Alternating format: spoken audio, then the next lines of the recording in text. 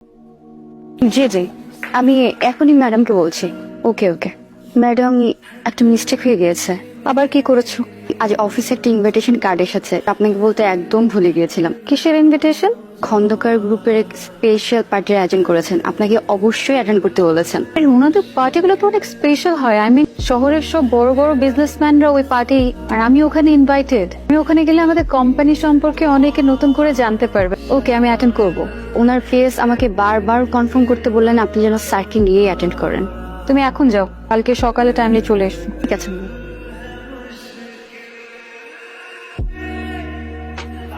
এটা হচ্ছে আমাদের টোটাল ডিজাইন, এটা হচ্ছে ম্যাম রিসেপশন, এটা হচ্ছে ম্যাম আমাদের ওয়েটিং রুম। প্রজেক্টরের ডান দিকে হচ্ছে আমাদের ডেস্ক গুলো থাকবে। নাইস। এটাই ফাইনাল ডিজাইন? ম্যাম এটা হচ্ছে ফাইনাল আমাদের। আমার কাছে ভালো লেগেছে, আপনারা একবার দেখে নেবেন প্লিজ। ঠিক আছে, আপনারা কাজ শুরু করতে পারেন। এটা হচ্ছে আমাদের terms and conditions. Sure. 70% advance. আমি আসলে এটা পারবো না। আমরা কাজ শুরু হওয়ার আগে আপনাদেরকে 30% দিতে পারবো। 50% কাজ হয়ে যাওয়ার পরে 30% দিব। পুরো কাজ হয়ে যাওয়ার পরে বাকি 40% আপনাদেরকে পে করা হবে। আপনি একটু অ্যাকাউন্টসে চেক করবেন তবে কি অ্যাডভান্স করতে পারবেন।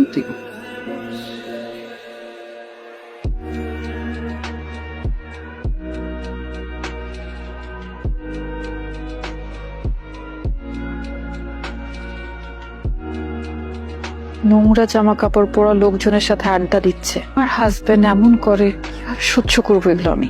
শান্ত, তোমার সাথে একটু কথা আছে। তুমি কি আজকাল ফুটপাতের মতো নোংরা জায়গাতে বসে আড্ডা দেওয়া শুরু করেছো?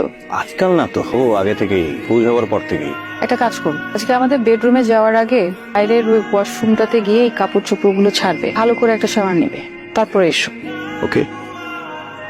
সত্যি কথা বলতে তোমার এইসব জিনিস না আমার আর সহ্য হচ্ছে না। আমি বেটার ওই পাশের বেডরুমে ঘুমাবো আজকে থেকে। আর ওই বেডের বিছানা তো শক্ত, ওখানে আমি ঘুমাবো না, তুমি তোমার রুমে ঘুমায়। Your wish.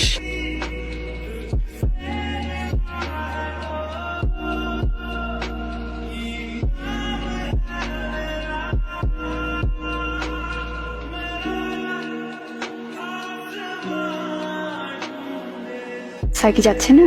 উনি যাবেন না, পার্টিতে সবাই ব্যাপারে যাচ্ছে তো সেই জন্যই বললাম। সবার পার্টনার তো ফ্রি থাকতে পারে না, তাই না? কেউ কেউ বিজি থাকে, কেউ দেশের বাইরে থাকতে পারে, পারে না? সেটা তো অবশ্যই পারে। আমি একটা পার্টিতে যাচ্ছি, ফিরতে দেরি হবে। এই পূর্ণতা, থ্যাংক ইউ সো মাচ, আপনি আপনার সুন্দর পার্টিতে আমাকে ইনভাইট করেছেন। I am really glad. আপনার সাহেবকে দেখছি না?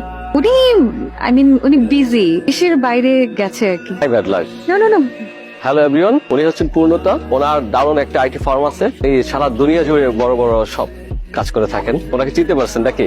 আপনি আসলে আমি অনেক খুশি হয়েছি। আচ্ছা আপনি একটু কথা বলেন, আমি আসছি। Excuse me. হ্যাঁ শিওর। তুমি এখানে কি করছো? বোন, এটা আমার পার্টি, এখানে প্লিজ আমাকে তো করো না এদের মাঝখানে। এটা দেখো আমার বিজনেসের চাই, প্লিজ তুমি এখন চলে যাও, এই মুহূর্তে চলে যাও প্লিজ। আমার কি সৌভাগ্য, শান্ত সাহেব যে, প্লিজ আসুন। আপনি আসছিলেন, আমি সিরিয়াসলি বিশ্বাস করতে পারছি না। এক্সকিউজ মি এভরিওয়ান, উনি হচ্ছেন মিস্টার শাহরিয়ার শান্ত, একজন বিখ্যাত চিত্রশিল্পী। আমি প্যারিসে একজন বিখ্যাত চিত্রশিল্পীর কাছে ওনার নাম শুনেছি। শান্ত সাহেবের অনেকগুলো একটা ছবি আছে। শান্ত সাহেব কিন্তু একজন ভালো মানের ইন্টেরিয়র ডিজাইনার, একজন খুব ভালো মানুষ। উনি অনেক বড় বড় প্রতিষ্ঠানের কাজ ছেড়ে দিয়েছে। উনি কিন্তু সব পার্টিতে যান না। আজকে ওনাকে পেয়ে আমি ভীষণ খুশি। আপনাকে ধন্যবাদ আমার, আপনি কষ্ট করে আমার পার্টিতে আসছেন।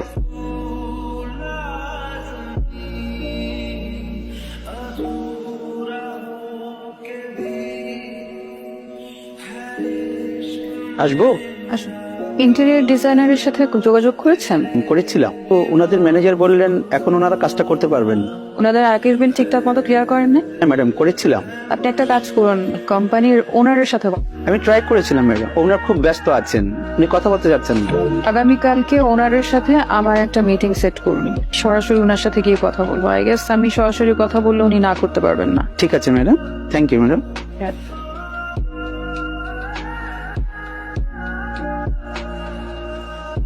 স্যার, যাদের কাজটা না করে দিয়েছিলেন সেই কোম্পানির সিইও আসছে, আপনার সাথে দেখা করতে চায়। কেন? বলেছে আপনার সাথে কথা বলতে চায়। ঠিক আছে, আসতে বলো।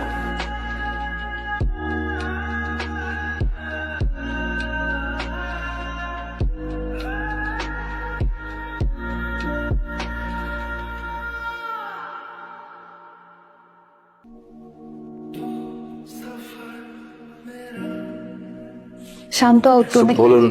আপনার জন্য কি করতে পারি? আমরা চাইছি আমাদের অফিসের ইন্টেরিয়র ডিজাইনটা আপনাদের কোম্পানি করুক, সেজন্যই এসেছি। অ্যাকচুয়ালি কয়েক মাস ধরে আমি এত কাজ করেছি যে কয়েকদিন আমি আসলে একটু রিল্যাক্স থাকতে চেয়েছিলাম। অফিস পর্যন্ত যেহেতু চলে এসেছেন, অবশ্যই আপনাদের কাজটা করব। Thank you. Your most welcome.